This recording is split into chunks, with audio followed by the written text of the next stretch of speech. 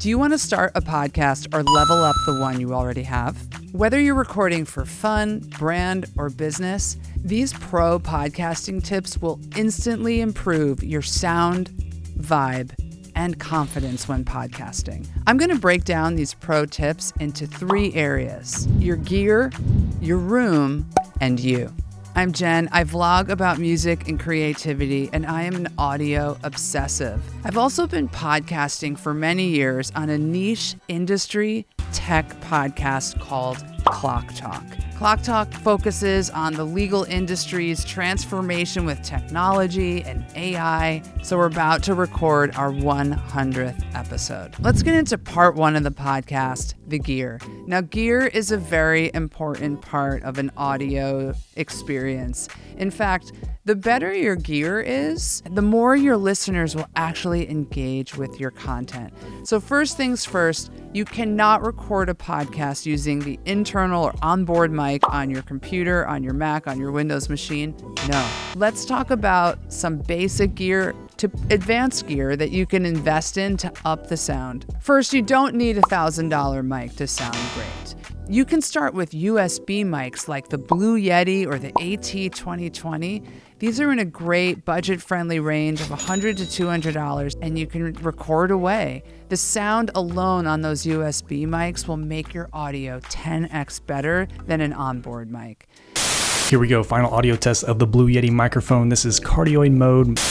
Now, if you want to take the next step up, you could go with the Shure MV7 microphone. This has both a USB connector and an XLR connector. And to show you the XLR connections, it's this kind of cable. It's got the 3 prongs, male and female sides. This is the standard for audio in the world for getting super high quality audio. You could do it with that Shure MV7. However, if you want to do XLR, you'll also need to invest in an additional piece of equipment called the audio interface. That's usually a little box that helps convert the signal from an analog to digital to fly it into the computer, into your recording software.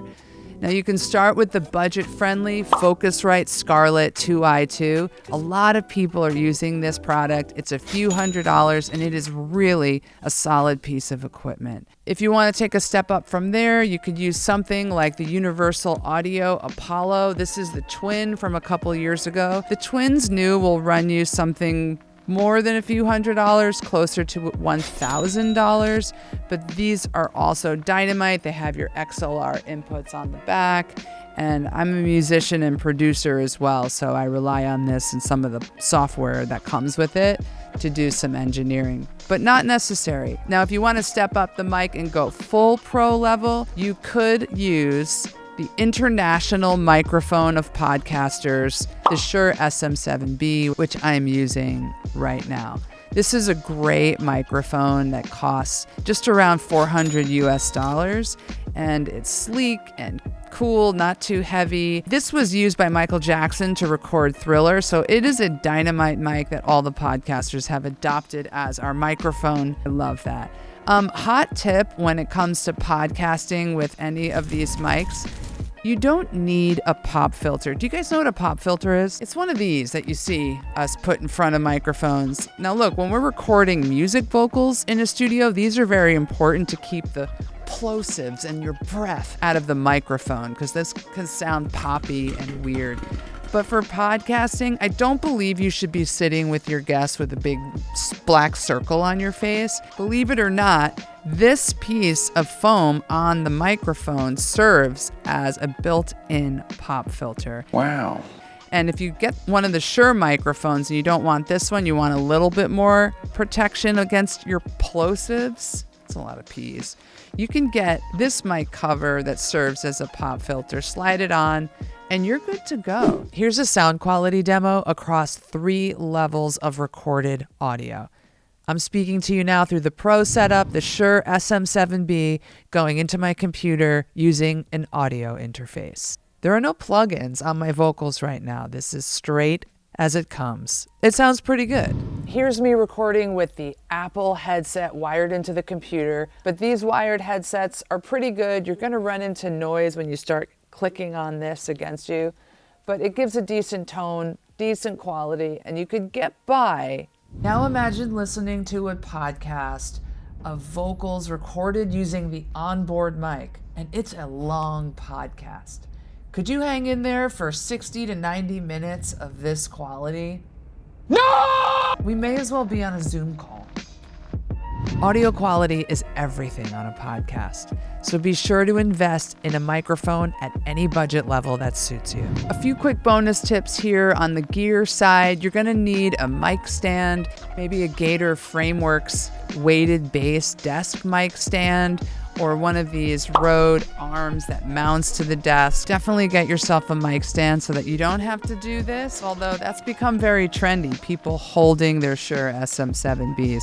But if you are podcasting for hours, that could get exhausting, and you don't want the sound of that bleeding into the microphone. Let's shift to our next section, part 2, the room.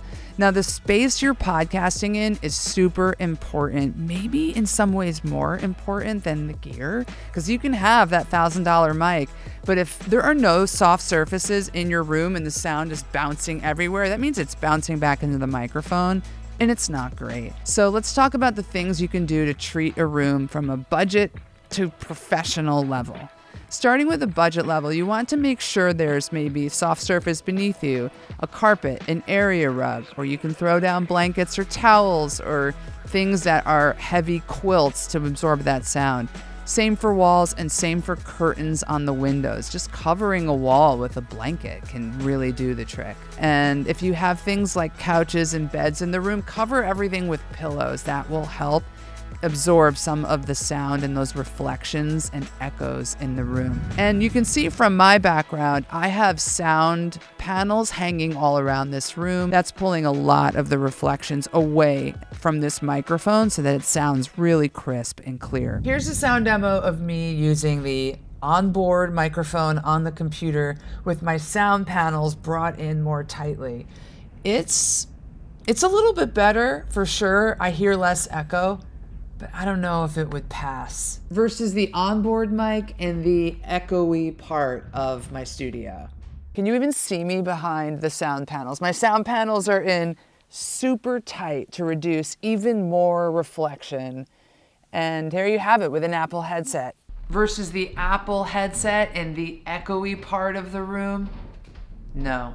And now the Pro setup with the Shure SM7B, but in a super sound treated space with my sound panels stacked all around me.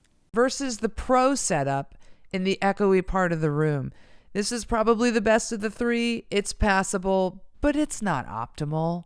If all else fails and you're doing a virtual podcast, you could go into the closet. If you have a closet that you can walk into that has clothes hanging, that is a great instant vocal booth, and I have cut many a vocal session, a VO, an ad recording, and even done song vocals inside my closet. Now check out these onboard mic vocals I'm recording from my closet. I am surrounded by clothing, front, back, and both sides. So that is serving as an absorption of all of those reflections and echoes. It's okay. You could almost pass with this. Here are my vocals being recorded with the Apple headset in the closet. Pretty good. Now listen to these pro level vocals I'm recording from the closet. With this kind of mic, the audio interface surrounded by clothes, chef's kiss, pristine and clear. Okay, let's get into our final part, podcast tips on the human element, you. Now remember, podcasting is a craft. And like all things, when it comes to craft, you have to get your reps in. So just start recording, listening back, and give yourself an arc of up to 50 episodes to really find your groove. That means the first few are going to sound awkward, and you're going to say a lot, and you're going to listen back and really hear that and go, oh my God, I use filler language so much. Listening back to my podcast has actually made me a better public speaker because I've learned to pause more, gather my thoughts, and not use filler words like and just, or do other mouth ticky things that are not pleasant. Stay tuned because we have a lot of exciting events being announced for the year ahead. And you can catch this and other episodes of Clock Talk wherever you listen to podcasts. Thank you for listening. Until next time.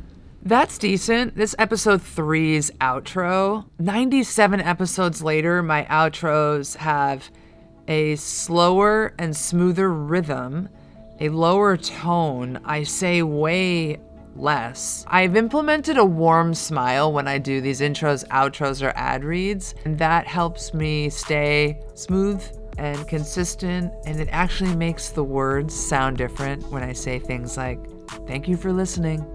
Until next time. Thank you for listening. Until next time.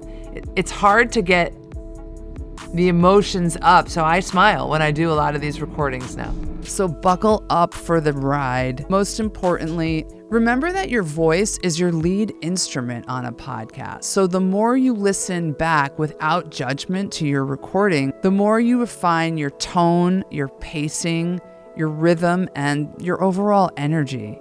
Treat your voice the way a musician treats their instrument. A few more pro tips for you. Be succinct. Avoid talking over your guests. Allow for space. Sometimes wearing the headphones when you're podcasting together actually helps you avoid over talking one another, because you can hear when the other is going in to start talking. You'll hear them go and inhale. So these can really help for pacing and really locking in and not speaking over one another. Finally, anchor your conversations in real-world examples. Don't always speak from a theoretical place.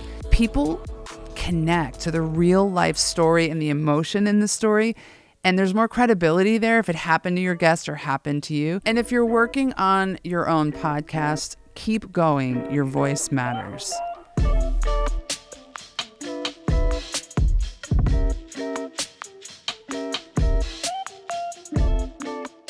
A few more pro tips for you. Be succinct. There goes my purple light.